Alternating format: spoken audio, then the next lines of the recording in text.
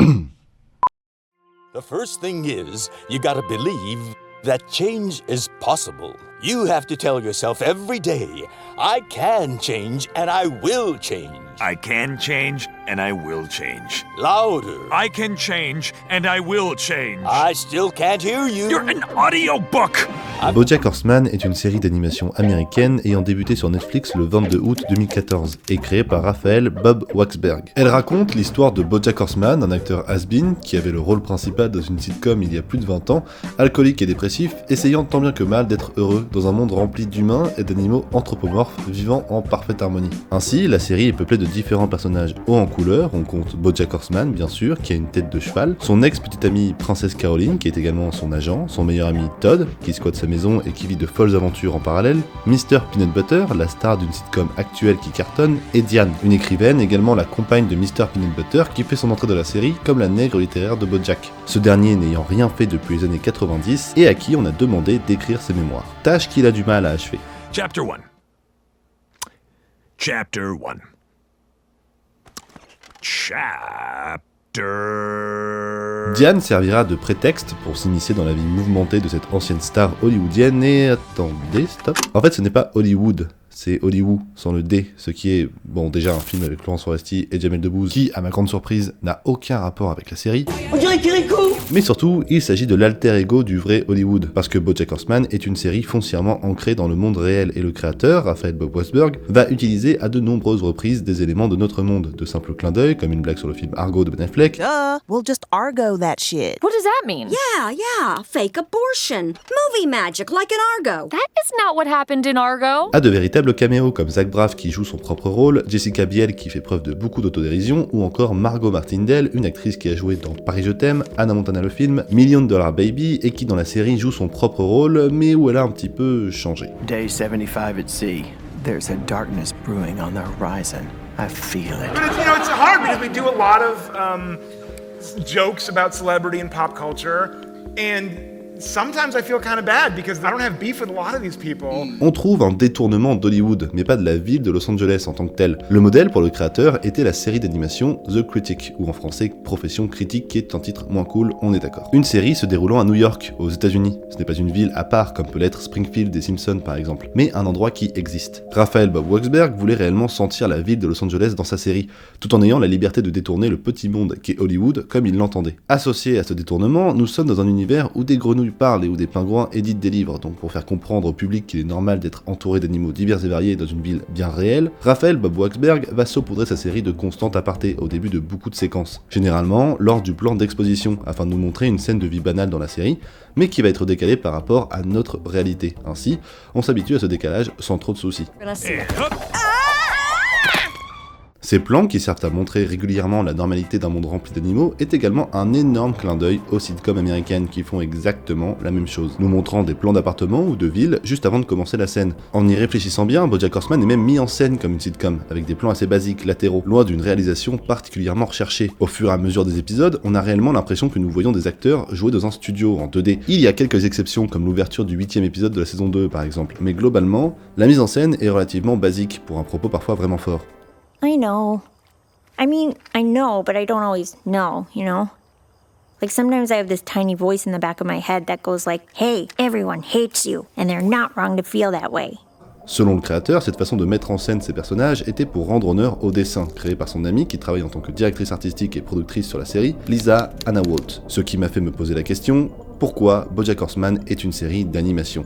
Qu'est-ce que l'animation apporte à cette histoire ? Une des réponses logiques serait que si on veut parler d'Hollywood avec des stars, il est plus facile de dessiner des stars comme Wiz Khalifa dans une télé plutôt que de l'avoir sur son plateau. Il est également plus pratique de tourner ponctuellement des voix en studio avec des acteurs de qualité plutôt que de les monopoliser sur un tournage de plusieurs mois. Ici, les acteurs principaux enregistrent leurs voix séparément pour s'adapter à leur emploi du temps respectif. Et c'est le même fonctionnement pour les guests. Surprise! Hello? Anybody? This is Paul McCartney. I came all this way to jump out of a cake, honest.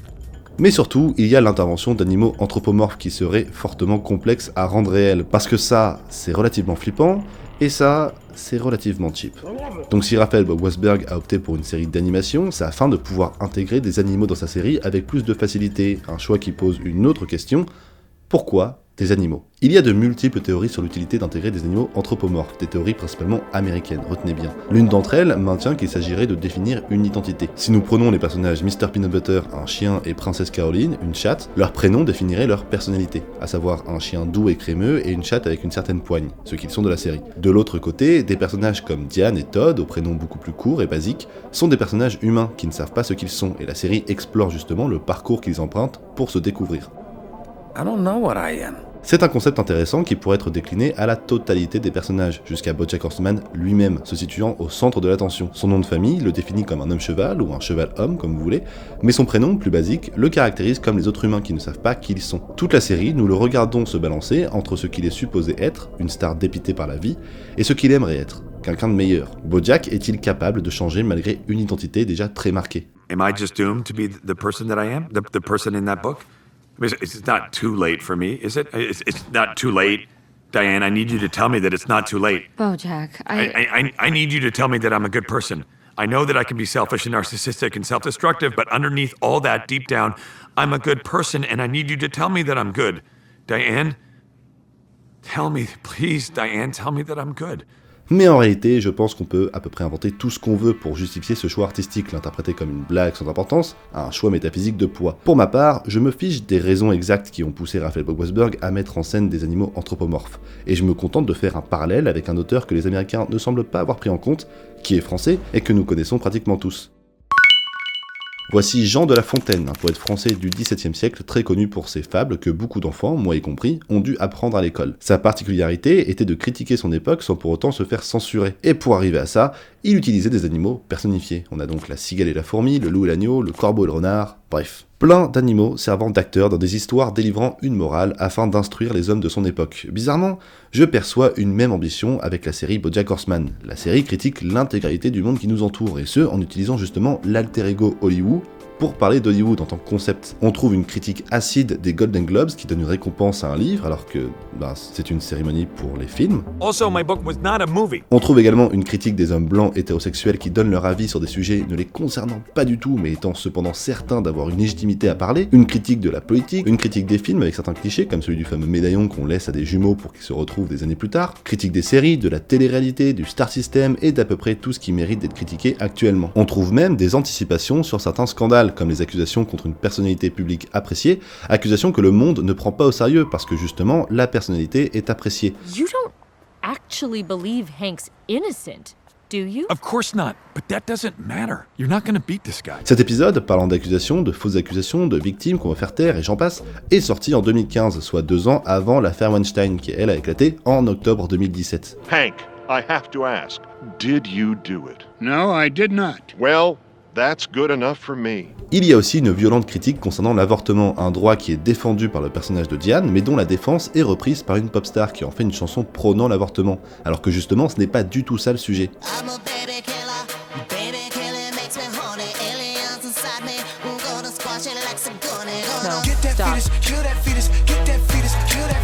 Et c'est d'autant plus puissant quand on sait que Diane est interprétée par la merveilleuse Alison Brie, quelqu'un qui n'hésite pas à taper du poing sur la table pour les droits des femmes, notamment en défendant une autre série Netflix dans laquelle elle joue et sur des femmes catcheuses, Glow, et que j'adore dans le clip Colors du chanteur Beck, réalisé par Edgar Wright où elle clôture la chanson de la meilleure façon possible.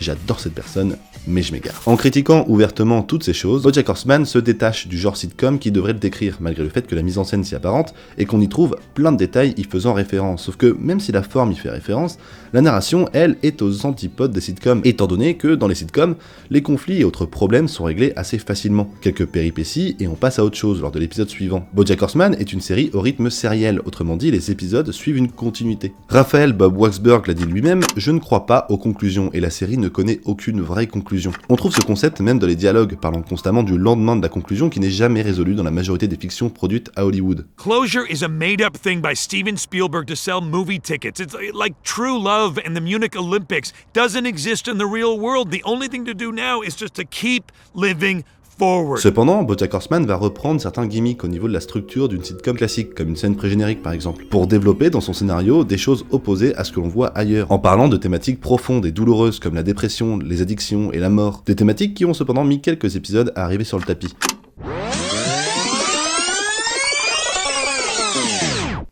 Lorsque la série est sortie en 2014, les critiques n'ont pas été très emballés par le concept. De ce fait, ils s'arrêtèrent à l'épisode 6 de la première saison, autrement dit la moitié, jugeant la série peu convaincante. Sauf que la série change de ton dans la seconde moitié de sa première saison, vers quelque chose de plus noir, et c'est quand le public insista pour qu'il continue la série que certaines critiques sont revenues sur leur avis, pour revoir à la hausse leur opinion de BoJack Horseman. Ce qui est encore plus intéressant, c'est qu'ils se sont arrêtés à l'épisode 6, intitulé en français Une histoire 2D, et que c'est dans cet épisode très précisément que Hollywood devient Hollywood.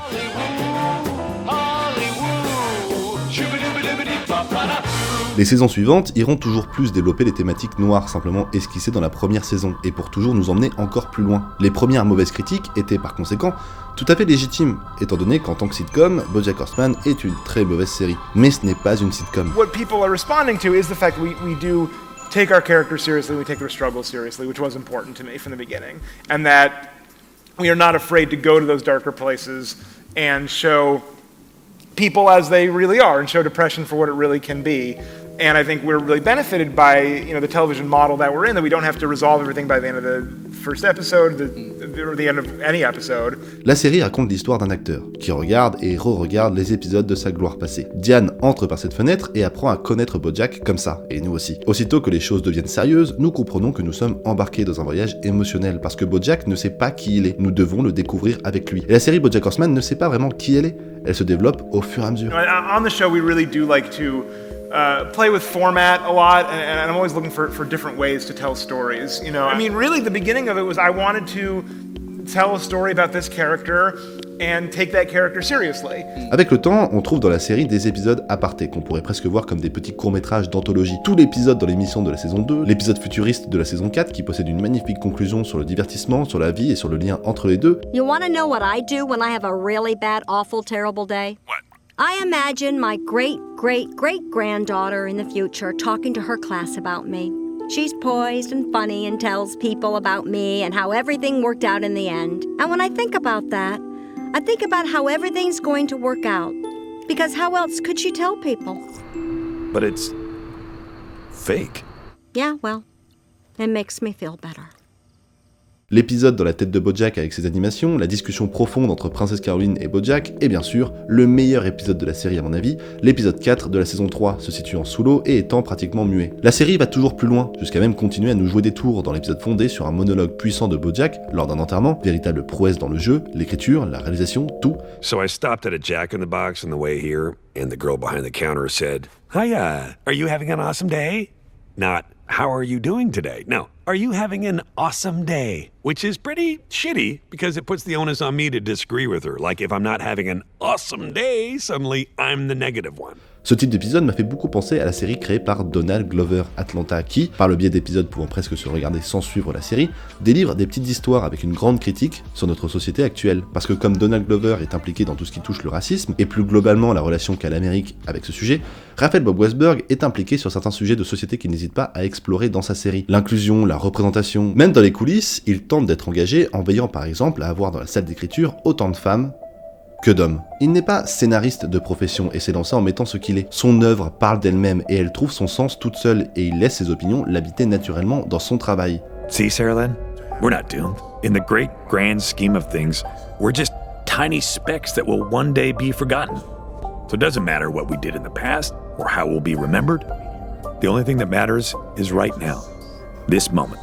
This one spectacular moment we are sharing together. I think there are successes in BoJack's life, but they're hard fought, and he slips up, and it's not always good, and that's okay, and I think that's an important message. These stories that we've been fed that tell us that goodness gets rewarded, and that if good things happen to us, it's because we were good, and if bad things happen to us, it's because we're being punished. And I think that's very dangerous. I think that's like the majority of all stories. And I also think in the stories that I'm telling, I'm trying to highlight that and point to that as a problem and satirize those issues. I mean, I think the only way to do any creative pursuit is to dive in and start trying.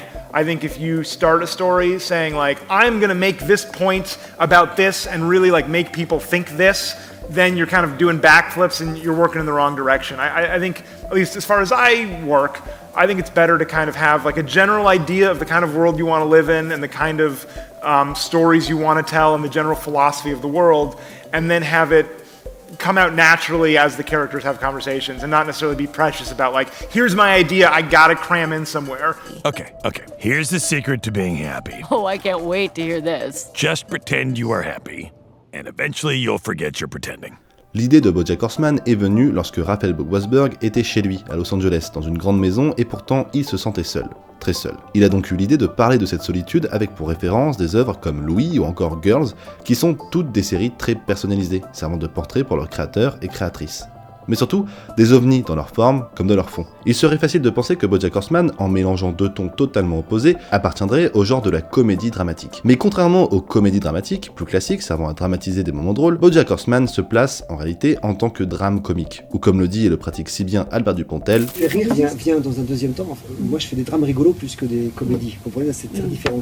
C'est-à-dire des histoires fondamentalement tristes, dans lesquelles le décalage dramatique va créer un gag pour le spectateur, mais pas spécialement dans l'histoire racontée. Un des meilleurs exemples se trouve dans les 2 premières saisons par le prisme du personnage de Vincent Adultman, un gars qui entame une relation avec Princesse Caroline. Je vous laisse observer le bonhomme et trouver le problème.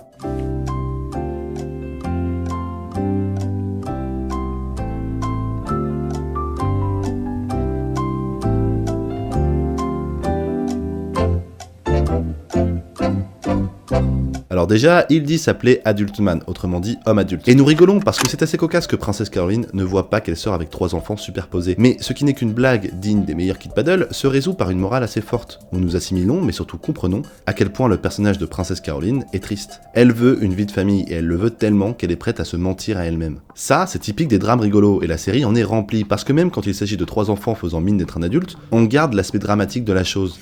And I wanted it so badly that I made myself believe you were it. But I think that wanting to believe something isn't the same as something being real. And this isn't real.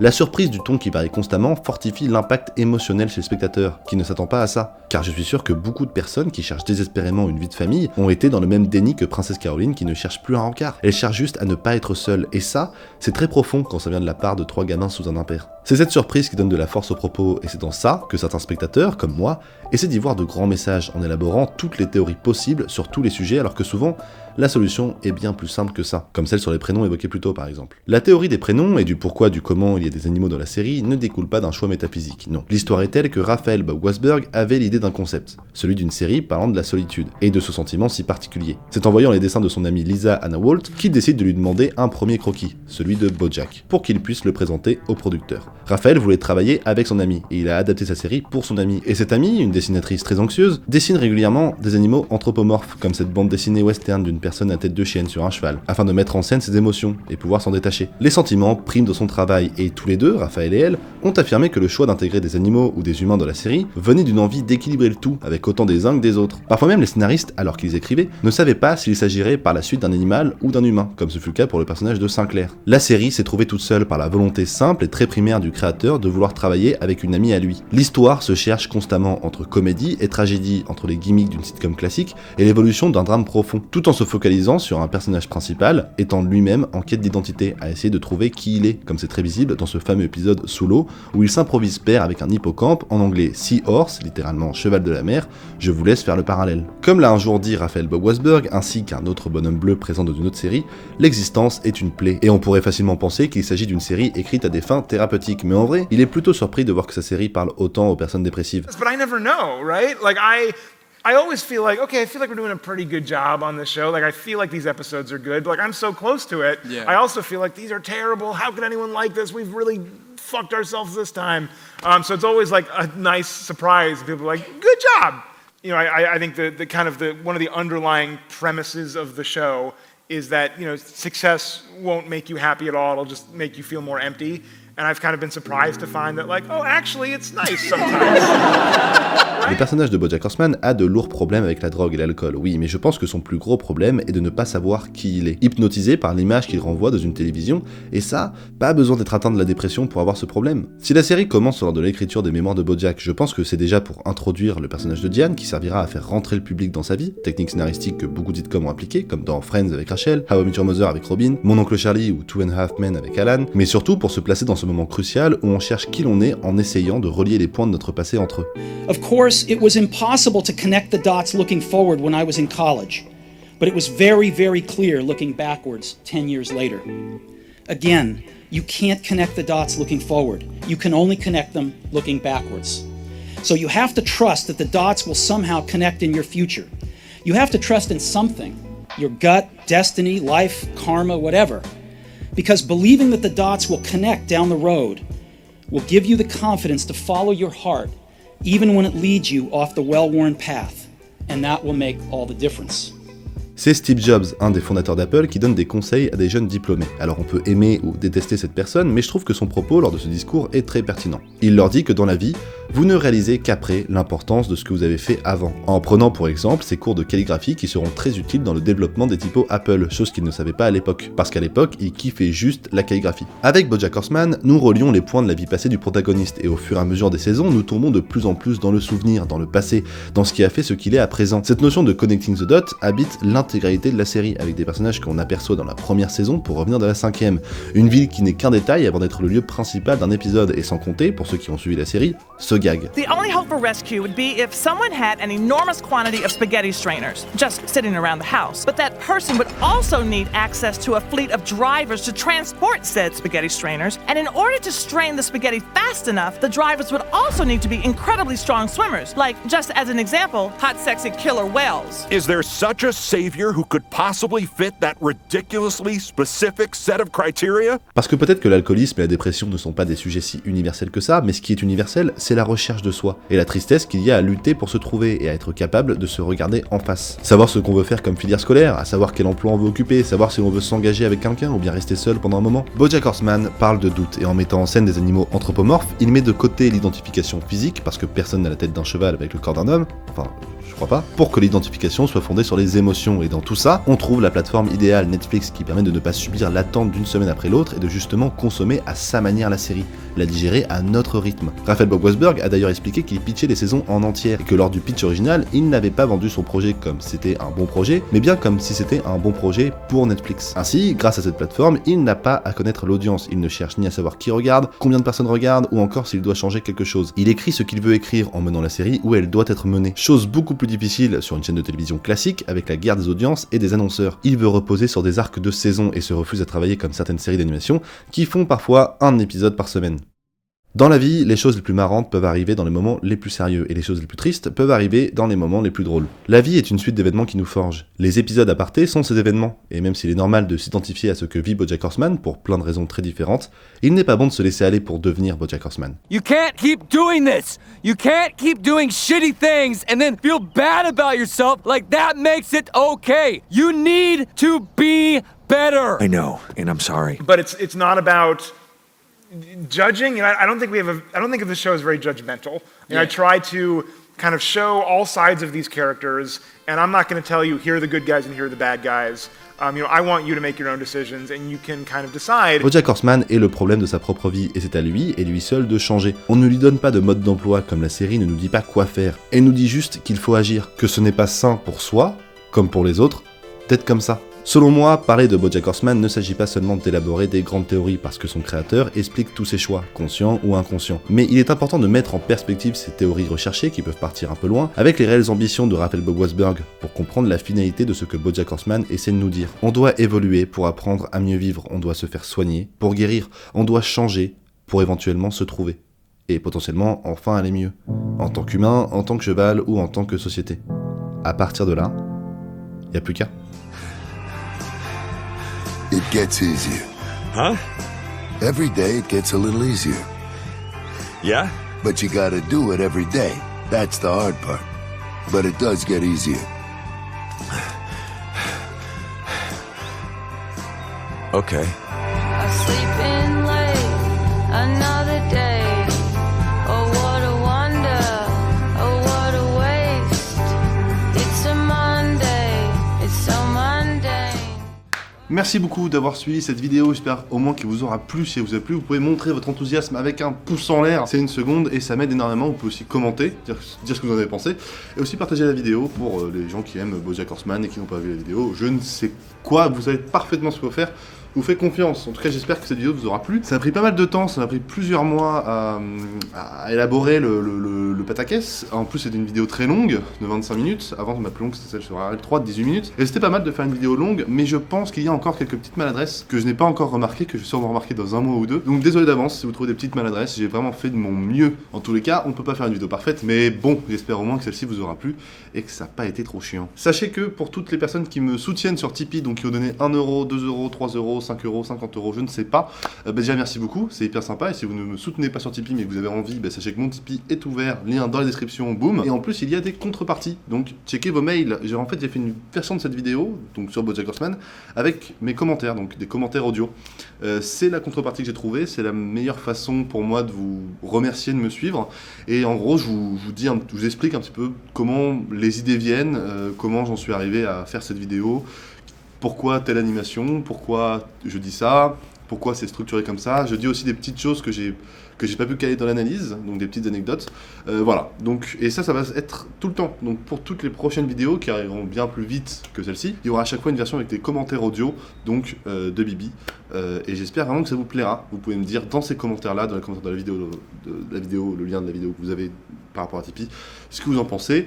En tout cas, je suis tout oui. Pour ceux qui connaissaient BoJack Horseman, j'espère que vous avez appris des choses. Pour ceux qui ne connaissent pas BoJack Horseman, eh bien, regardez la série. C'est une série vraiment qui fait du bien, je pense, et qui, on n'en parle pas assez, mais je pense qu'il fait beaucoup de bien à plein de personnes qui ont des pathologies mentales, quelles qu'elles soient. C'est une série qui rassure, c'est une série vraiment réconfortante, et c'est vraiment hyper cool. C'est hyper cool à mater, et je vous la recommande, et c'est une série vraiment qui s'apprécie sur la longueur, en fait. Donc il faut pas trop être pressé. Et pour toutes les personnes qui me demandent, ou qui vont me demander quand est-ce qu'une analyse sera faite sur Rick et Morty, parce qu'il y a souvent Rick et Morty et BoJack Horseman qui sont traités ensemble, où on fait des parallèles entre les deux, notamment une super vidéo française de Interesting Movies, je l'ai mis dans le lien de la description, qui parle de BoJack Horseman et de Rick et Morty. Et bien ma vidéo sur Rick et Morty arrivera bientôt, je ne sais pas quand, mais en tout cas j'ai tous les éléments pour analyser Rick et Morty, donc ça va arriver très non, ça va juste arriver bientôt. La prochaine vidéo arrivera bien assez vite pour ceux qui me suivent sur les réseaux, donc Twitter, Facebook, donc les liens sont encore une fois dans la description. Vous savez parfaitement de quoi ça va parler. Donc j'espère que ça vous plaira et elle arrivera dans un mois. Voilà, dans normalement un mois et un jour. Voilà, c'est très précis, mais il y a une date que je me suis fixée. Et j'espère vraiment que ça vous plaira. Sur ce, les amis, portez-vous bien. Restez vivants et surtout, prenez soin de vous. Tchou!